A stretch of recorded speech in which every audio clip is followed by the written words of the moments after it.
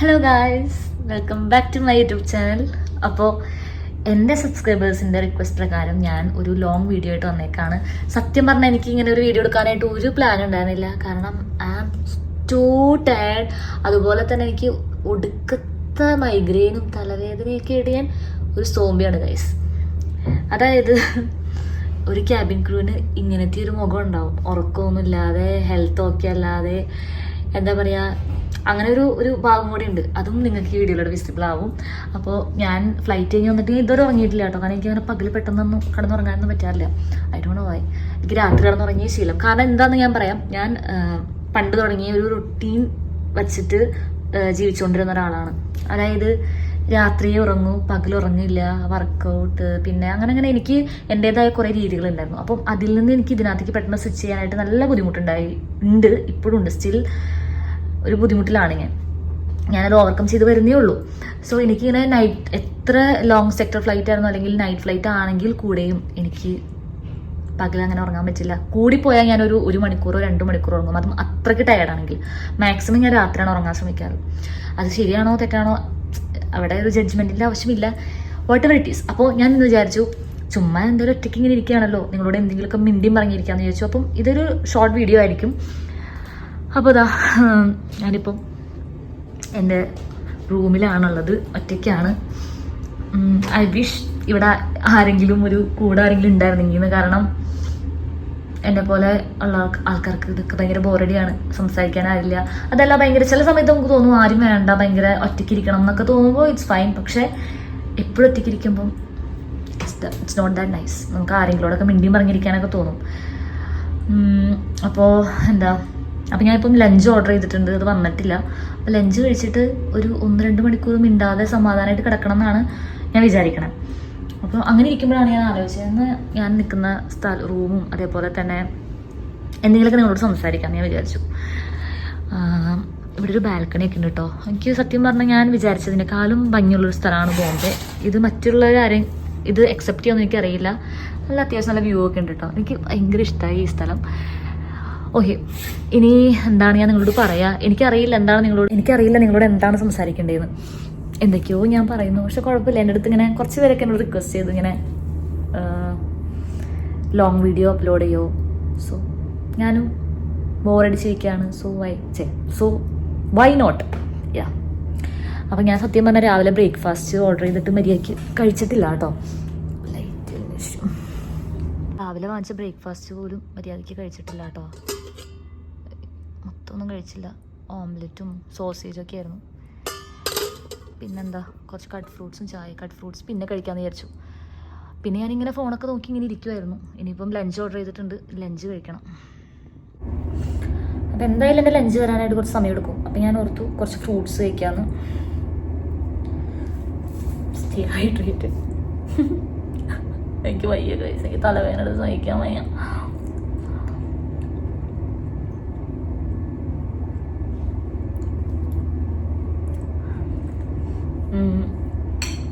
അപ്പം ഞാൻ ആലോചിച്ച്, കുറേ ഫ്രീക്വൻ്റ് ആയിട്ട് എന്നോട് ചോദിക്കുന്ന ഒരു കാര്യമാണ് ഞാൻ എങ്ങനെയാണ് ഈ ജോലിയിലേക്ക് വന്നതെന്നുള്ളത്. അപ്പം ഈ ഒരു വീഡിയോയിൽ ഞാനത് എന്തായാലും ഭയങ്കര ഡീറ്റെയിൽ ആയിട്ടല്ലെങ്കിലും പെട്ടെന്ന് ഞാൻ ക്വിക്കായിട്ട് പറഞ്ഞുതരാം. സംഭവം വേറെ ഒന്നുമല്ല, ഞാൻ ഡിഗ്രി PG കഴിഞ്ഞിരിക്കുന്ന സമയത്ത് എനിക്കറിയില്ല, പെട്ടെന്ന് എനിക്ക് ഈ ഒരു ജോലിയോടൊരു ഒബ്സഷൻ തോന്നി. And I discussed with Shraddha and few of my closed ones. എനിക്ക് അവരുടെ പേരൊന്നും റിവീൽ ചെയ്യാൻ താല്പര്യമില്ല, ഇതുവരെ റിവീൽ ചെയ്തിട്ടില്ല. സോ അവരോട് ഞാൻ പറഞ്ഞപ്പോൾ എവിടെ നിന്നില്ലാത്ത സപ്പോർട്ട് എനിക്ക് കിട്ടി. അപ്പം തുടങ്ങി ടിൽ നൗ അവരെൻ്റെ കട്ടയ്ക്ക് എൻ്റെ കൂടെയുണ്ട്. സോ അങ്ങനെയാണ് ഞാൻ എൻ്റെ ഈ ഒരു ജേർണി സ്റ്റാർട്ട് ചെയ്തത്. അപ്പോൾ ഞാനങ്ങനെ ഇൻ്റർവ്യൂവിന് വേണ്ടിയിട്ട് രജിസ്റ്റർ ചെയ്തു. എനിക്ക് ഷോർട്ട് ലിസ്റ്റ് ആയതിൻ്റെ മെയിൽ വന്നു. പിന്നെ ഇതിനെക്കുറിച്ചൊന്നും എനിക്ക് അറിയില്ലായിരുന്നു കേട്ടോ. എങ്ങനെയാണ് ഡ്രസ്സ് ചെയ്യേണ്ടത്, എങ്ങനെയാണ് പ്രിപ്പയർ ചെയ്യേണ്ടത്. I have no idea about this. I have zero knowledge. കാരണം ഒരു കൊമേഴ്സ് MCOM ഒക്കെ പഠിച്ച ഒരാൾക്ക് എങ്ങനെ ഇതിനെക്കുറിച്ച് അറിയാനാണ്. അത് മാത്രമല്ല, എൻ്റെ പരിചയത്തിലോ എൻ്റെ അറിവിലോ എനിക്ക് വേറൊരു ക്യാബിൻ ക്രൂവിനെയോ ഈവൻ ഒരു ഏവിയേഷൻ റിലേറ്റഡ് ആയിട്ടൊരു ജോലി ചെയ്യുന്ന ഒരാളെ പോലും എനിക്കറിയില്ല. ആകെ ഞാനും ഈ ഒരു ജോബായിട്ടുള്ള കണക്ഷൻ എന്ന് പറയുന്നത്, അതിൻ്റെ കണക്ഷൻ എന്ന് പറയാമോ എന്ന് പോലും എനിക്കറിയില്ല. 2 കാര്യമുണ്ട്. ഒന്ന്, പണ്ട് കുറേ വർഷങ്ങൾക്ക് മുമ്പ് എൻ്റെ അച്ഛൻ എയർപോർട്ടിൽ ഗ്രൗണ്ട് സ്റ്റാഫായിട്ട് വർക്ക് ചെയ്തിട്ടുണ്ട്. കമ്പനി പോലും എനിക്കറിയില്ല, പേര് ഓർമ്മയില്ല. പിന്നെ എൻ്റെ വീടിൻ്റെ അടുത്താണ് എയർപോർട്ട്. ഞാനും ഈ ഒരു ഫീൽഡും തമ്മിലുള്ള ആകെ ഒരു ബന്ധം ഇതാണ്. അങ്ങനെ അപ്പോൾ നിങ്ങൾക്ക് മനസ്സിലായല്ലോ, എനിക്ക് ഇതിനെക്കുറിച്ചൊരു ധാരണ ഇല്ലാത്ത ഒരാളായിരുന്നു. പിന്നെ കുറേ റെഫറൊക്കെ ചെയ്തിട്ട് ഞാൻ സെൽഫായിട്ട് പ്രിപ്പയർ ഒക്കെ ചെയ്യാനായിട്ട് തുടങ്ങി. അപ്പോൾ നിങ്ങൾക്ക് എല്ലാവർക്കും ഒരു സംശയം ഉണ്ടാവും, ഏവിയേഷൻ പഠിക്കാതെ തന്നെ ഒരു ക്യാബിൻ ക്രൂ ആവാൻ പറ്റുമോ? Of course yes. അതിൻ്റെ ഒരു എന്താ പറയുക ഉത്തമ ഉദാഹരണമാണ് ഞാൻ. സോറി, ഞാൻ ഒരു ഏവിയേഷനും പഠിക്കാതെയാണ് ക്യാബിൻ ക്രൂ ആയത്. നിങ്ങൾക്കിപ്പോൾ എന്താ പറയുക, ഇഫ് യു ആർ കോൺഫിഡൻറ്റ്, നിങ്ങൾക്ക് ഇൻ്റർവ്യൂവിൽ നന്നായിട്ട് ആൻസർ ചെയ്യാൻ പറ്റുന്നുണ്ട്, കൺവിൻസിംഗ് ആയിട്ട് ആൻസർ ചെയ്യാൻ പറ്റുന്നുണ്ട് എന്നൊക്കെ ഉണ്ടെങ്കിൽ you can also be A cabin crew.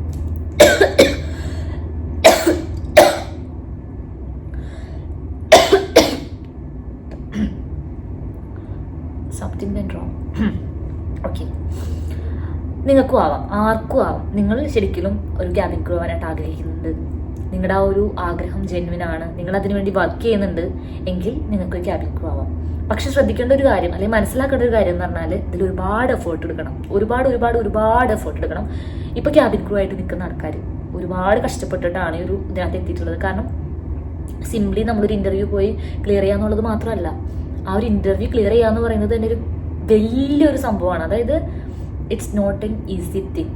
Like ഒരു 5-6 റൗണ്ട് ഉണ്ടാവും, ഒരു രാവിലെ തുടങ്ങി പാതിരാത്രി വരെ ഇതിൻ്റെ ഇൻ്റർവ്യൂസ് ഉണ്ടാവും. അങ്ങനെ ഒരു വലിയൊരു പ്രോസസ്സാണ് ഇതിന് ഇൻ്റർവ്യൂ എന്ന് പറയുന്നത് തന്നെ.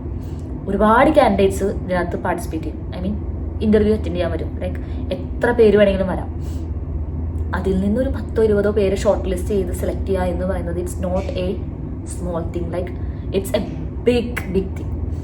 അപ്പോൾ ഞാൻ എൻ്റെ ഒരു ഇതിനകത്ത് ഇപ്പം ക്യാബിൻ ക്രൂ ആയിട്ട് നിൽക്കുന്നവരെല്ലാവരും ഒരുപാട് പ്രൗഡാവാം. കാരണം അവരവിടെ എത്തി എന്നുള്ളത്.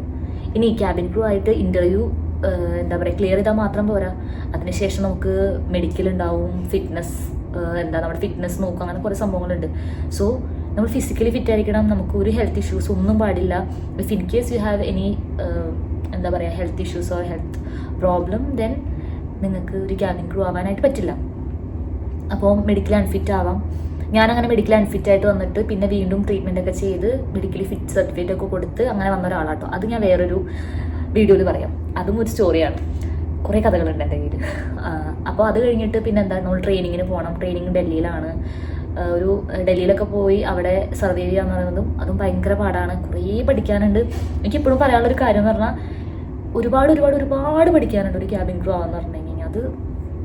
അതും ഇതൊക്കെ നമുക്ക് ഡീറ്റെയിൽ ആയിട്ട് നമുക്ക് സംസാരിക്കേണ്ട ഒരു വീഡിയോ തന്നെയാണ്. നിങ്ങൾ ഇതൊക്കെ മനസ്സിലാക്കിയിട്ട് വേണം ഈ ഒരു ജോബിലേക്ക് വരാൻ. ഒരുപാട് റിസ്ക് ഫാക്ടേഴ്സ് ഉണ്ട്. നമ്മൾ ഒരുപാട് എന്താ പറയുക, ഈ ഒരു ഏതൊരു സിറ്റുവേഷനായിട്ട് നമുക്ക് കോപ്പ് ചെയ്ത് പോകാനും നമ്മൾ ഭയങ്കര ഫ്ലെക്സിബിൾ ആയിരിക്കണം ബേസിക്കലി. അതൊക്കെ ഞാൻ നിങ്ങൾക്ക് ഭയങ്കര ഡീറ്റെയിൽ ആയിട്ട് പറഞ്ഞുതരാം. അപ്പോൾ അങ്ങനെയൊക്കെ ട്രെയിനിങ് ഉണ്ട്. ട്രെയിനിങ്ങിന് ശേഷം നമ്മളൊരു ഫെമിലിയർ ഫ്ലൈറ്റ് ചെയ്യണം, ഫെമിലൈസേഷൻ ഫ്ലൈറ്റ്, അത് കംപ്ലീറ്റ് ചെയ്യണം. ഇതൊക്കെ കഴിഞ്ഞാലാണ് നമുക്ക് ഫ്ലൈ ചെയ്യാനായിട്ടുള്ള കോമ്പറ്റൻസി കാർഡ് അഥവാ ലൈസൻസ് കിട്ടുള്ളൂ. അങ്ങനെ. അപ്പം ഇപ്പം ഞാൻ ഫ്ലൈ ചെയ്യാനായിട്ട് തുടങ്ങിയിട്ട് ഓൾമോസ്റ്റ് 4 months. ആൻഡ് ഞാൻ ഈ ഒരു കമ്പനിയിൽ ജോയിൻ ചെയ്തിട്ട് it's been October, November, December, January, February, March, April, May, 8 months. 4 മാസം കൂടെ കഴിഞ്ഞാൽ 1 വർഷമാവും. സോ നിങ്ങൾക്കും ഒരു ക്യാബിൻ ക്രൂ ആവാൻ താല്പര്യമുണ്ട്, ആഗ്രഹമുണ്ടെന്നുണ്ടെങ്കിൽ, നിങ്ങൾക്ക് എന്തെങ്കിലും ഡൗട്ട്സും കാര്യങ്ങളും അറിയണം, അല്ലെങ്കിൽ ഡൗട്ട്സും കാര്യങ്ങളൊക്കെ ക്ലിയർ ചെയ്യാനുണ്ടെന്നുണ്ടെങ്കിൽ, ഞാൻ ഇതിനകത്ത് മുൻപുള്ള വീഡിയോസിൽ ഞാൻ എൻ്റെ നമ്പർ കൊടുത്തിട്ടുണ്ട്. നിങ്ങൾക്ക് ആ ഒരു നമ്പറിൽ എന്നെ കോൺടാക്ട് ചെയ്യാം. Feel free to contact me. ഞാൻ നിങ്ങളെ ഹെൽപ്പ് ചെയ്യാം. എങ്ങനെയാണ് ഒരു ക്യാബിൻ ക്രൂ ഇൻ്റർവ്യൂ ക്രാക്ക് ചെയ്യേണ്ടത്, അതിൻ്റെ ടിപ്സും കാര്യങ്ങളൊക്കെ ഞാൻ നിങ്ങൾക്ക് പറഞ്ഞു തരാം. ഇത് ഞാൻ കഴിക്കാൻ വേണ്ടി എടുത്തു കേട്ടോ. മട്ടൻ ബിരിയാണി, ചിക്കൻ 65, കുറച്ച് സാലഡ്. അതിന് മുൻപ് നമുക്ക് അതിന് മുൻപായിട്ട് ഞാൻ കുറച്ച് സൂപ്പ് കുടിക്കട്ടെ.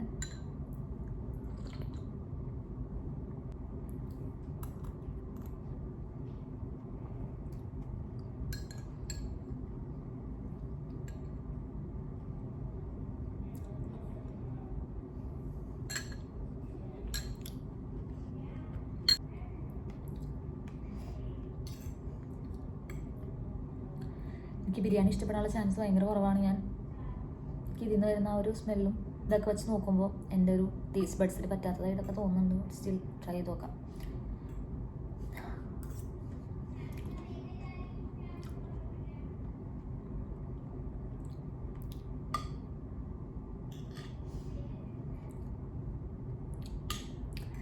disappointed. What will I do?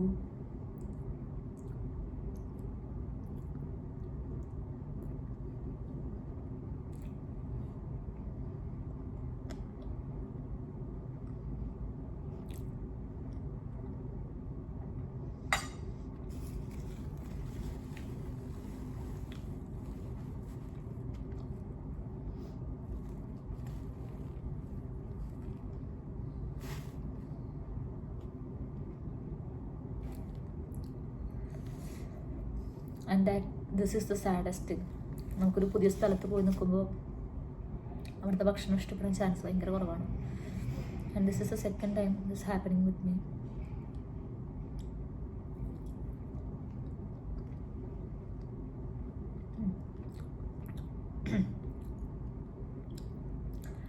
This is okay. ഞാൻ ആദ്യമായിട്ടാണ് ഇങ്ങനെ മട്ടൺ ഫ്രൈ ചെയ്തിട്ട് കഴിക്കുന്നത്.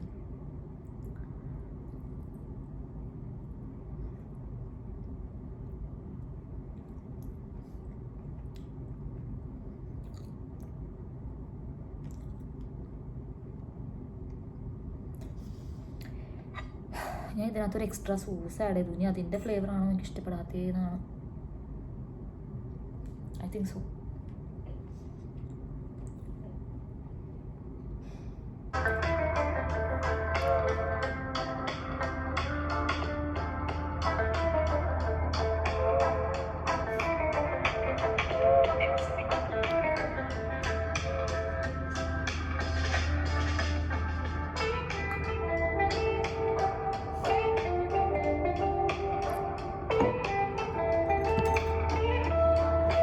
ഒരു മണിക്കൂർ കിടന്നുറങ്ങി കേട്ടോ ലഞ്ച് കഴിച്ചിട്ട്. ഒരു ചായ കുടിച്ചാലെന്ന് വിചാരിക്കുന്നുണ്ട്. അതിൻ്റെയൊക്കെ നാളത്തെ ഫ്ലൈറ്റ് അവർ അങ്ങോട്ട് എടുത്ത് മാറ്റിയിട്ട് ഹോം സ്റ്റാൻഡ് ബൈ തന്നു. എനിക്കറിയില്ല എന്താ ഇവിടെ എന്താ സംഭവിക്കണേന്നുള്ളത്. എനിവേസ് അവരെന്താണോ പറയുന്നത് അത് നമുക്ക് ചെയ്യാതെ കഴിയില്ലല്ലോ. വിളിച്ചൊരു ചായ പറയാം.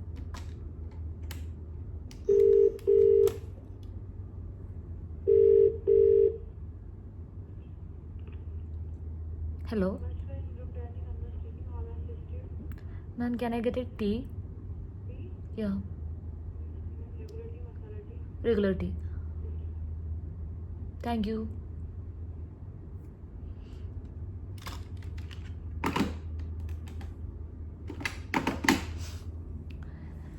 ഒരു ചായ പറഞ്ഞിട്ടുണ്ട്. ചായ കുടിച്ചിട്ട് നോക്കാം. ചായ കുടിക്കാം. പക്ഷെ ഞാൻ എന്ത് ചെയ്യും? നാളെയൊക്കെ ബോറടിക്കും. ഉറക്കത്തിൽ നിന്ന് എഴുന്നേറ്റ് ഞാൻ ആകെ സോൺ ഔട്ട് ആയ പോലെ ആയിരുന്നു കേട്ടോ. നിങ്ങൾക്ക് എൻ്റെ ഫേസ് കണ്ടാൽ തന്നെ അറിയാം.